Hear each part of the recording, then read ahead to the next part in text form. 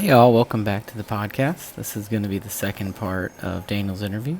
We're going to be revealing some big news. So we'll be getting right into it right away where we left off from last episode. Yeah, and well, I have some news, and I might have accidentally leaked it this weekend when I was talking to Billy after our doubles match, because he and I didn't know each other, and he was asking where I live, and he asked. I said that we still had our house in Durham, and he asked about that, and I said, yeah, we do still have our house in Durham, which we'll be selling this summer. Our renters are leaving a bit early, and just doesn't quite work out for us financially right now to keep that. So shout out to my realtor, Dylan Hale. He's the OG. He helped me get that house with Emily 3 years ago, and even more significantly, he'll help me put that house back on the market. And even more significantly,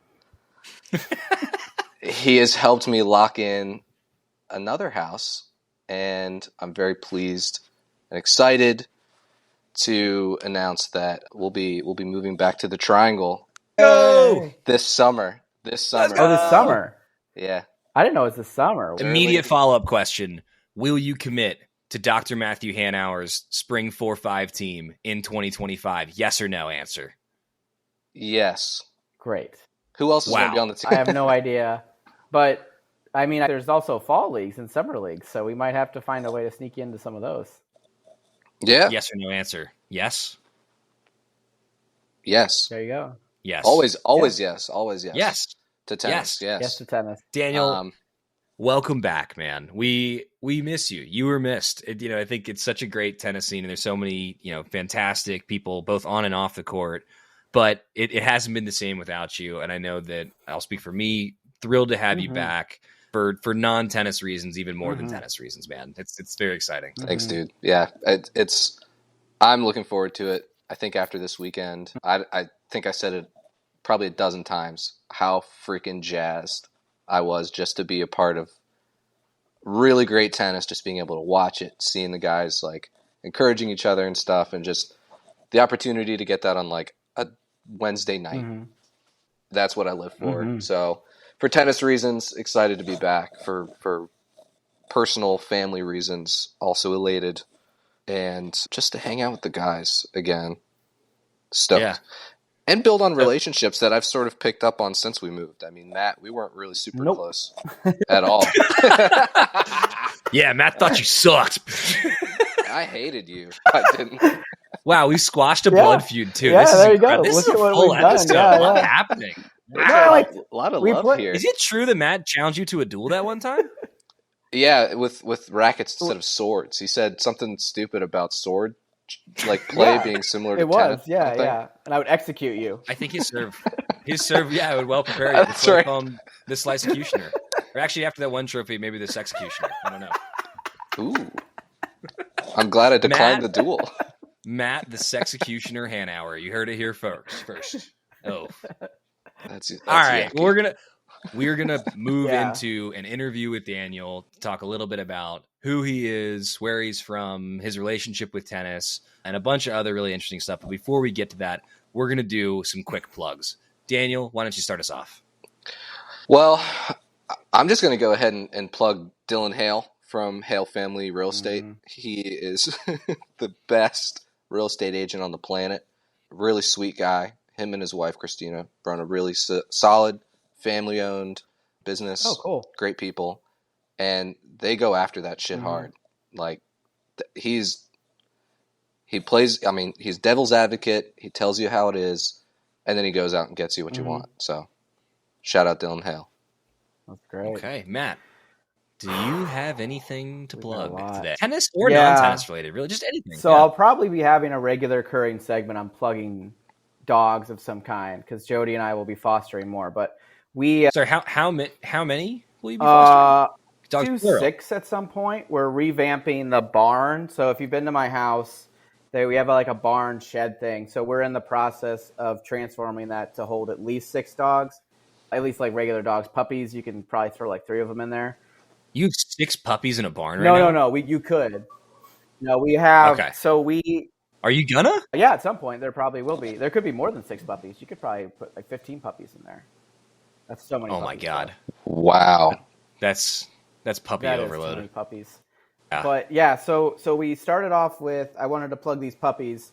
They're no longer with us. Jody this afternoon, she was driving really far. She said she was taking them to some farm upstate. I don't remember exactly where she was going, but she said that they're going to be. They're going. Sorry, can you name check that farm for us? Because didn't say I don't want which to one. I don't want to be the asshole here, but like, so your wife took a bunch of puppies to a farm Yeah. upstate and didn't tell you the name of the Yeah, farm. I was in a meeting. I just didn't have time. That's the most suspicious thing I've heard on the podcast, and Daniel and I admitted to an outright lie. Is it like Christy Gnome's Home for Puppies? Yeah, I think in it was one of North those. Carolina? Yeah, she's opening up shelters everywhere. Actually, she said there was too many fosters available, and she said she'd take care of them. Yeah, low overhead for Christy Gnome's dog shelters. Ugh. But no, they're fine. But we had a bunch of puppies. We started off with 2 puppies. Jody went to an adoption event, and that's where puppies are supposed to go away. But she came back, and then there was 3 puppies. And I got a little confused because that's not how I understand adoption events to work. So I was like, that's got to be a fluke. So she went to another adoption event 3 more days, like during the tournament, and she texts me, and she goes, "We have 4 puppies now." And so now I'm wondering what kind of adoption events she's going to, that every time she goes, she gets a new puppy. Jody is out there collecting puppies like Voldemort collected Yeah. Horcruxes. That's Yeah. wild. Is there a cap on how many puppies you think you're willing? Well, to they're now accept? they're at a What's farm the puppy upstate. breaking point? Yeah, 4. I think 4 was our breaking point. So Yeah. we traded the puppies in for a new beagle named, I like to call, his name is Duffy. I call him Mr. Duffy. Jody made a good comment. She used to work in social work a lot, and she said Mr. Duffy is on more medications than she's ever seen. This man is an anxious man. He is.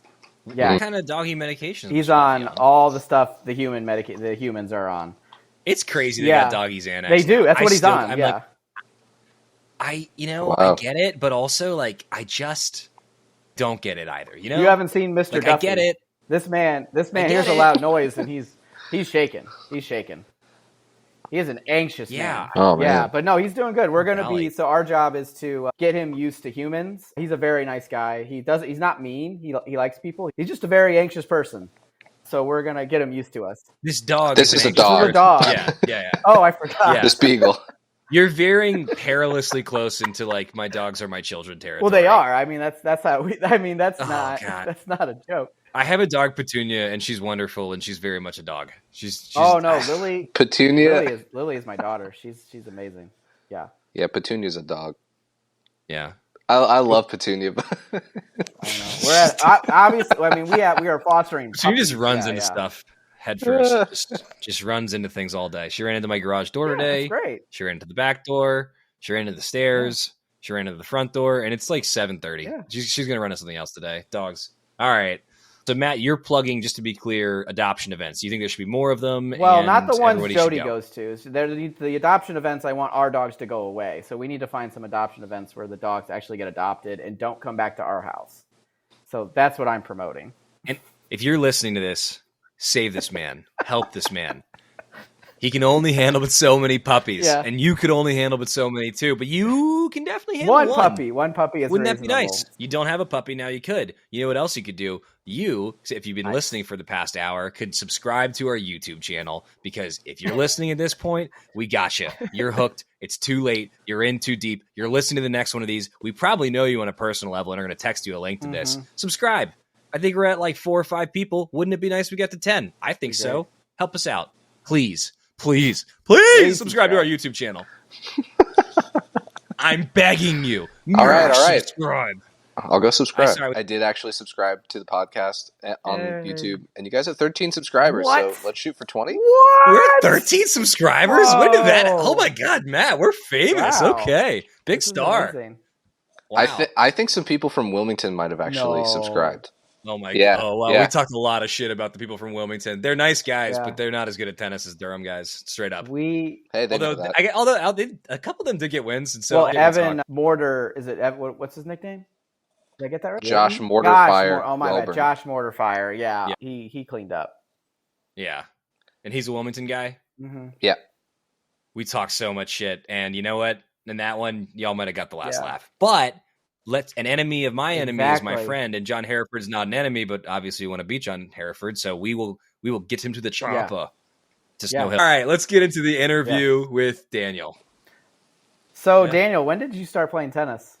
I probably started playing when I was like 5 or 6. My mom went to a gym in our little town in Northeast Ohio, and there were like, junior tennis camps, and everybody in that area belonged to country clubs. So in the summer, I would do like swim, tennis, golf camps, and I just kind of got my start there, and eventually started training at Towpath Tennis Center, which was right down the street from my school. I was there for a long time, and just been playing ever since. Great. That's awesome. Yeah, and so, I think for a lot of us, we've had kind of a, we played tennis, who have played for a long time. We haven't always loved it. Were there any times in your career where you fell out of love with the game, or where it stopped being as fun as you remembered it? Yeah, well, it was funny. I was actually looking through some old results of mine the other day, and I think I lost my first 13 matches in USTA tournaments from like age 10 to age 12. Yeah. So I imagine I felt like shit then. And most of them were like double bagels. I mean, I was garbage. I know. I sucked. Wow. And I still I do on occasion still suck. But I think I fell out of love with it in high school. I was focused on other things, more destructive things. I missed it a lot when I lived in DC. There's just no opportunity to play. And then getting a court in DC is not like getting a court in anywhere in North Carolina. Impossible. I'm sure they do have a lot of courts. There's just nobody to play with. Certainly per capita, yeah. I would rather, you have a better chance of getting somebody to play in Snow Hill for sure, unfortunately. But I remember I played a doubles match, I think with Justin Fry, and I think Sean Berman was my captain. And I walked off after this match. I think it was against Max Gregson and Tyler Carroll, maybe. That sounds right. And I was furious. I was so negative. I just felt so lost mentally, and I walked off the court and said, Sean, take me out of the lineup for the season. I'm done. And I took about a 2 or 3 month break, really from hitting at all. And what got me back into it was Fall Harvest at Cary Tennis Park. I was warming Zach up. It was the first time I hit with a Phantom 100p, and I realized, oh man, I really do love this sport, and it's just being on court's like the best thing in the world. So since then I've been all in. Yeah, Matt, how about you? I mean, have there been any times in your life where tennis stopped being a fun thing and started feeling like something else? Oh yeah, I think I've told this story a few times. I played a lot in high school. I was maybe going to play like small D2, D3, but I decided to go to IU.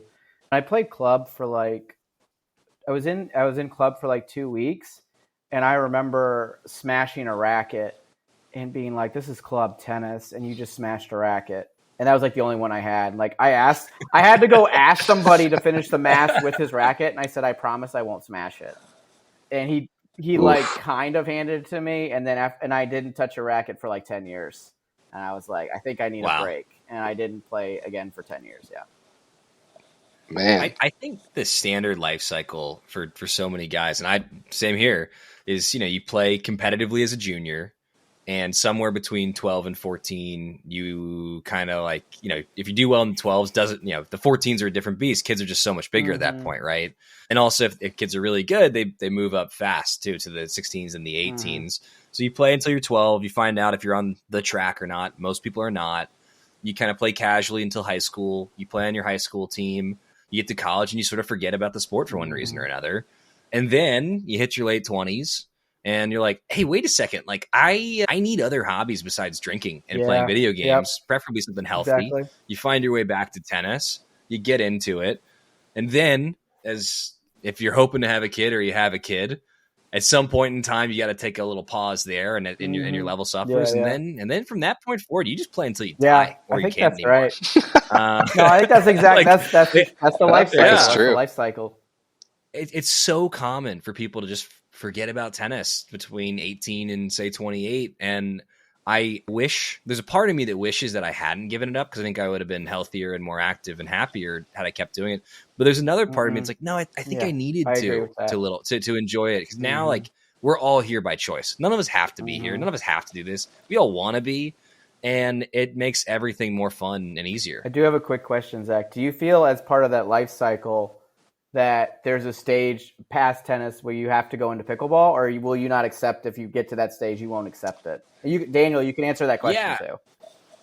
So look, I think that there's a stage where pickleball is going to make more sense, right? So my granddad, my Polish granddad, played until he was in his 80s. My other granddad, not the American one, he played until his late 70s. And so for me, that's sort of the baseline goal is to keep playing until I'm 80. With modern medical advances, I'm pumping that number up to 100, baby.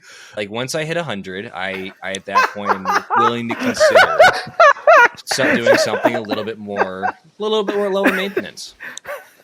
I'll get you on our 100s national team. That sounds great. Dude, as people live longer, will there be an over like right now that's like over 75 division? They have over 95s. Yeah. I mean, over 95s. My high school assistant coach was a 94-year-old man who I think was I'd heard that he was the reason that they held 90+ tournaments. Oh my God. And he would just dominate them. And that guy. He still drove around. He was nuts. I never actually saw him play. Cleaning up in the nursing home, let me tell you. Yeah. No, yeah. He was. He can still drive and he can play tennis. Yeah, that dude's cleaning up in the nursing home. Absolutely. So that kind of is the goal. I always thought about him as like where I want to be. I don't want to drive at 94. I want people to drive me to court so I can play tennis. But to answer your question, Matt, I think there's a place for both tennis and pickleball simultaneously as you get older. And I think the ideal situation is to never have to sacrifice one for the other. Yeah. And if we're being honest, you're sacrificing the more athletic one, which, if we're being honest, is obviously tennis. Yeah. Fair. It would be nice to be able to play both, because at that point, a lot of my friends are older than me. And if I make it to 85, there's no way my friend's older than me. Well, there's a good chance they're going to be 95. But you want to be able to play with people that are at different levels of limberness. So you want to be able to play both. I think that's where I'm looking. Okay. I think you're right. So in all seriousness, I think you can only play but so much tennis, right? Physically at past a certain point. And so I think, if you're 30 plus and you're not a professional athlete, you probably can't and almost certainly shouldn't play 7 days a week. Probably not 6 days a week. Probably not 5. Probably not 4. So if you're playing 3-4 times a week, you want to do something active every day. Pickleball is a fantastic way to supplement that. It's fun, it's active, it's social. You get a lot of great things out of it. But what I would not want to do before I had to was start replacing tennis that I could play with pickleball. Because I think to Daniel's point, you get a better workout from tennis, right? And I feel the same way about golf, which is it's fine. It's a fine sport. Like I'm more of a top golf guy than more a putt guy than going to the course. But I'm happy, and I absolutely can will play it as I get older. Just not to replace tennis. It's to supplement, not to replace. I agree with that. So you mentioned earlier, Daniel, that Cary tournament was the first time that you played with the Prince Phantom 100P, which they've just released a new one of. Oh, I almost pulled it. I've got 3 in my shopping cart. Right wow. How often do you guys do that, Never. by the way, where you put something from tennis? Come on. You don't put something in Tennis Warehouse in your shopping cart and then be like, obviously I'm going to Diadem, but no, I don't even do that in Diadem. At minimum once a week, I put something from Tennis Warehouse in my cart, and then I have to be like, come on, Zach, you don't actually need another polo. You don't. Why would you buy the Rafa racket? It weighs 371 grams. That's outrageous. No, do people do this? Honestly, people do this? Oh yeah, wow. Dude. Online shopping is as addicting as heroin. It's a crazy phenomenon. But I don't do that very often, which is why I think it was pretty weird that I was like texting Sam Fishman about the 100P, and I was like, friend of the pod, Sam Fishman, Sam Fishman. Yep, Dr. Sam Fishman. And all of a sudden I had 3 in my shopping cart, and I was like, whoa, I can't pull the trigger on this, can I? And I brought it up to Emily, and she's like, okay, those look pretty cool. You should get some. I was like, that's literally all I need. Wife approved. Are you kidding me? Yeah, so I also put 3 Prince Phantom 100Ps in my Let's cart go. this morning, and I looked at, and they're heavily discounted right now, and I looked at them, and Sarah's got a big birthday coming up here later this year, and it was like the exact amount that something I'm thinking about doing for her is, Oh, yeah. and I just okay. looked at it and I was like, come on, like, don't be an asshole, Yeah. Zach. You don't need these new rackets. Yeah. Like, do the good thing. And so I pulled them out, but minimum once a week, there's stuff in my cart there, and I never buy it, or I I rarely buy it. Because guess what? You put it in the cart, it almost feels like you bought it. It's just as good, and it's cheaper. It is cheaper. Yeah. That's a fact. But so Daniel, what is your equipment setup? We know you're a fan of the 100P. We know that you got 3 of the new one in your cart. Yep. What strings do you like? What tension do you have them at? And what other gear would you recommend? Well, I had to do some research on this because the last time you asked me, I had no earthly idea what the strings were in my racket. I know that was crazy, and I know that sounds nuts, It does. but that is atypical for a player of your caliber to not know the answer to those questions. But I played with RPM Blast in an Arrow at 58 pounds for like 15 years. I never had to think about it. So when I switched to the 100P, I moved down here. My buddy Idris, shout out to Idris Moya, he was kind of helping me explore hybrid setups, and first time I'd ever hit with gut.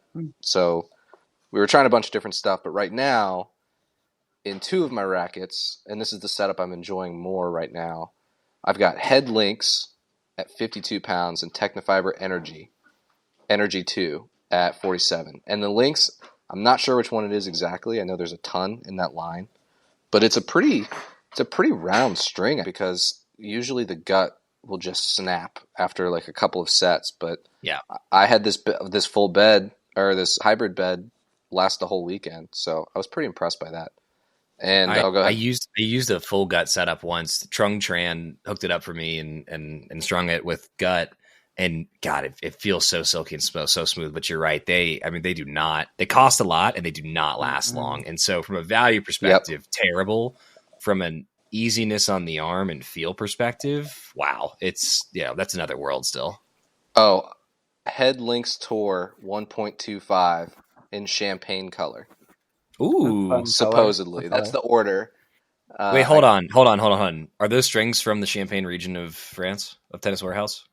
I think they're actually like an Alsatian sort of sparkling, but yeah, they're good. It was a birthday present this year. And then Babolat seems to have a problem keeping 9.5 size shoes in stock. Oh. So whatever Babolat Pro Pulse anything in 9.5s, that's what's on my feet. And then whatever ugly t-shirt I can find. You have upgraded your t-shirt game since I met you, though. What did you used to play it? No, I want to hear Matt's perspective. I want to hear like from someone just me. Whenever I played you, I wanted to make sure I opened up the can of balls because you looked like you didn't have a lot of money. Like you had holes in your shirt. That shirt was like from college, and I was like, I assumed you were in grad school and like had no money, and I was like, no, put that away. Like, do you need any grips? Do you need anything? Is awesome. I just wanted to make that's exactly what I was going for. Yeah. Matt looked at you and was like, "This is a functioning derelict," and he acted accordingly. And you know what? He was correct because you would wear I would see your shirt too, and I'd be like, "Oh, I like that band," but also that's a cotton. Uncomfortable, hot ass shirt, and we live in North Carolina, man. You can't be wearing 100% cotton in July, and yet you'd be rocking it. I think that your level has gone up simply because you've discovered dry fit. I disagree. You play better in cotton than dry fit? Yeah. Oh wow. Is there a movement behind is that a thing that other players feel, or is at this point is everyone just a dry fit guy except for Daniel? It's just Daniel. Yeah. No, I have some obsessive compulsive tendencies. I don't know if you noticed that they come out during matches, but I feel very set in particular routines and things. Mm-hmm. So if I deviate from them, it bugs me. Oh. Yeah. I didn't know that. I actually don't know what they are. What are they? Well, Mike P called me out on one in Hollow Rock. I don't like talking to my opponent in singles. Oh, fair enough. I've seen you mean mug guys. You're the nicest guy on the planet off the court. I've seen you mean mug somebody at a tennis court, and it's amazing. Yeah, I mean, I do this thing where like I drink water and I walk to either the singles or the doubles line, whichever I'm playing at the time, and then I'll walk like in an L shape back to the bench, up to the service line and back. I won't step on lines. I have to touch all three Wait, what? balls before I swallow the water from the last sip. This is wild. Yeah. What was that That's last one? wild. So I usually take a sip as I walk to the singles line at changeovers. Okay. And then I'll take another sip when I get to I'll walk back to the bench in an L shape, go up to the service line or parallel to the service line, take another sip, walk back, put my water down, grab my racket, walk to the other side. And if I'm serving first, I have to touch all three balls before I swallow the water that's wild. still in my mouth. That's wild. So let me ask you, if your opponent has kept the ball in their pocket, is that going to take you out of your rhythm? And you can't so you only got two you only got two balls. Are you going to ask for the third ball? No, because I don't like talking to them. Oh, I will. conflict with the Oh, first. that's a real that's a conundrum. You've got a problem Yeah, here. I prefer having all my ducks in a row before I go to serve. So if I have two balls, then I have two balls. But like, that's it. So I'm good. I'm ready to go. Yeah, and I don't have to worry about that when I'm returning. Like if I'm serving first. Man, everyone who plays tennis has their own neuroses, and I think it's eminently relatable because we all also have our own traditions and things. You know, for me, I absolutely, when I open a can, I gotta take a whiff 100% of the time, and it is that aroma. Mm-hmm. I have a handle that's that scent. Really? That's good. And it's not quite the same, but like it's a hint. Yeah. It's close enough, you know. It's something. It's nice. It brings me immediate inner peace when I smell that smell of a freshly opened can. I think you scared those high schoolers we played this weekend. I never knew that you did that. And I saw you from across the court. They were like right next to you. You just cracked it and like nose in. Oh, I drink it in. I smell it like it's a wine tasting. Like, and you like exhaled and started talking to them in the same kind of breath. So they knew, even if they weren't looking at you, they knew what you'd just done. And I think that freaked them out. I think you won the match right there. They were completely shaken. Yeah. I'm a hairy guy, right? I'm talking head to toe, right? And so I thought if I did a pre-match shirt change and they just saw how like shockingly hairy I am, that they'd be like, well, we've lost the body hair battle, so we've probably lost the war that is this tennis match. So in my head, I attributed our result to my overwhelming body hair. And now that I'm hearing what it actually was, that makes more sense. That I could see how that would be unnerving to somebody not used to seeing a grown man do that kind of thing. Yeah. I think the combination is pretty unnerving. We're playing Sasquatch and he's smelling a fresh can of balls. What are we going to do? That's what was going through their minds, I think. Was. Swing for the fences. Yeah. Swing for the fences. That's what a non-developed brain would do. That's right. So we know your equipment. We know that you're moving back. What did you miss the most about the Triangle scene? I love the competition. For example, there's nothing better than losing to Andrew Purdue 7-10 in the third set tiebreaker in 36-degree weather.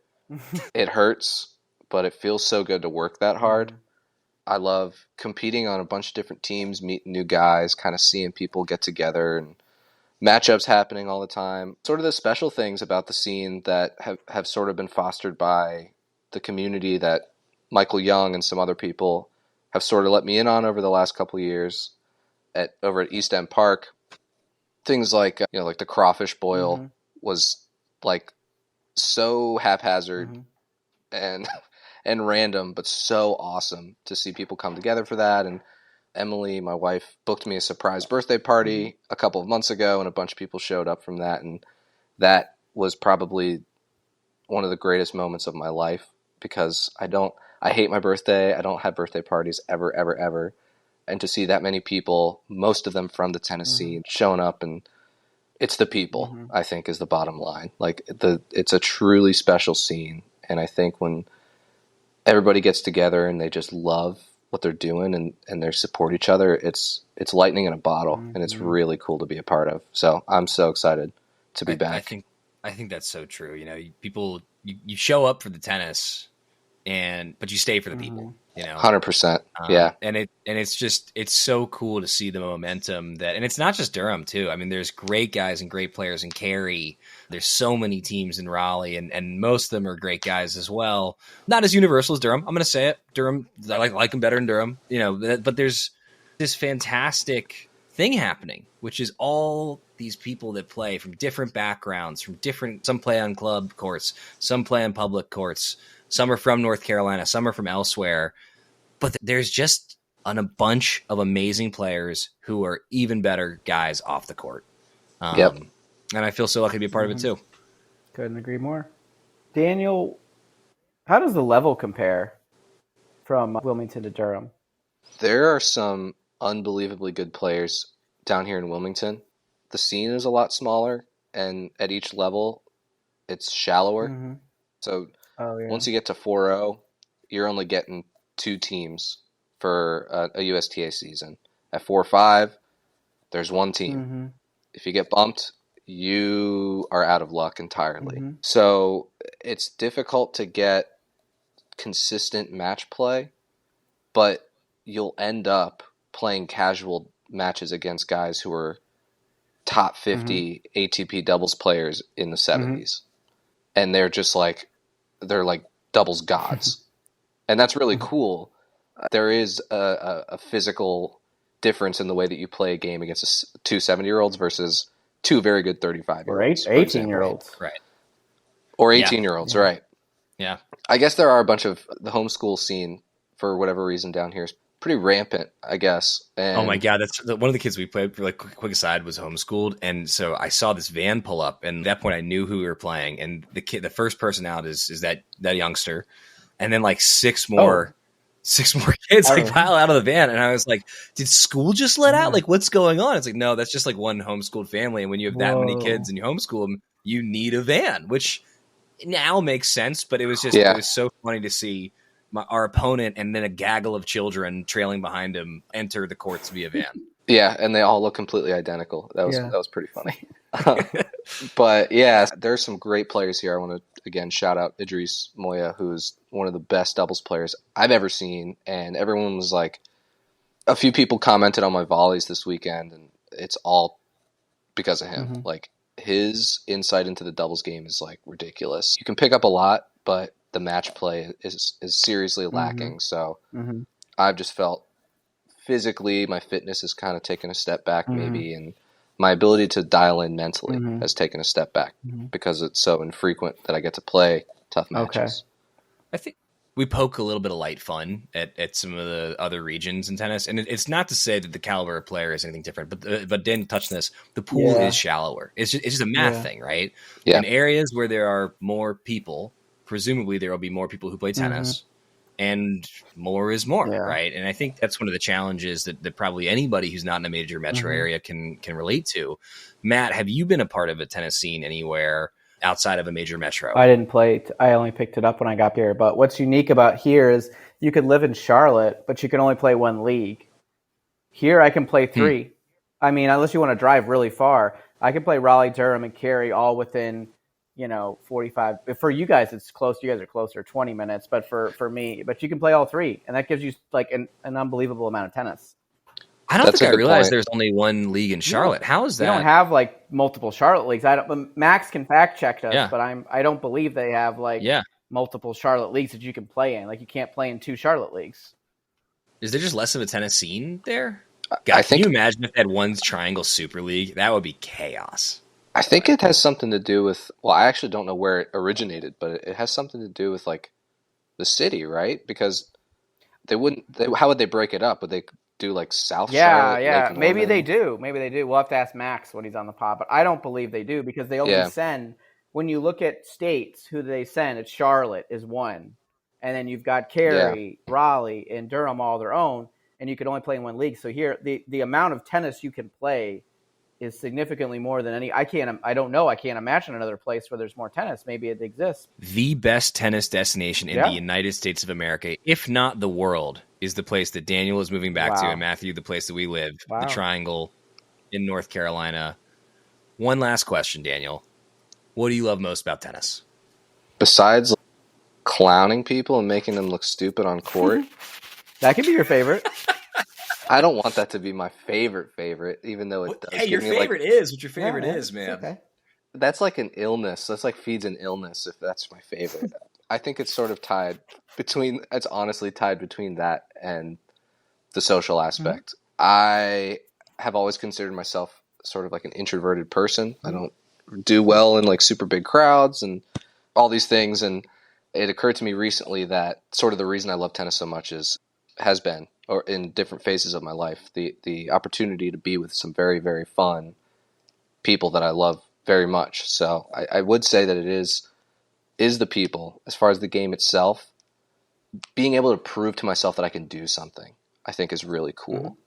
And it's stupid sometimes, hitting the one-handed backhand even though I don't have one, or hitting a ridiculous drop shot when I have no right to, or just buckling down and just working my ass off. I love that as well, to prove to myself that I can do it.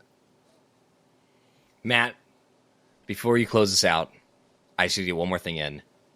Barry Gooch got 3 wins in one day. Oh my God, how can we forget about that? Oh, And shout I out literally Barry Gooch. could Oh. not get Yes. out of here without saying That would be a crime. With that would have been a crime. That would have been a tennis That would have felony if we hadn't mentioned that. With a Barry left Gooch, arm problem. Yeah, He the left didn't even arm- have yeah. a two-handed Yeah, backhand. he was doing it with a one-handed backhand. Deal performance from Barry. Matt, take us home. All right, folks, we've had a great podcast with a very, very special guest, Daniel. Multiple bombshells dropped. And you guys don't even know, this was actually our second recording. We actually recorded, there's another recording in the vault along with the first episode. So we've got two extra episodes that will never be released. But or will they? But until next time, really enjoyed everyone, and see you out there. Subscribe.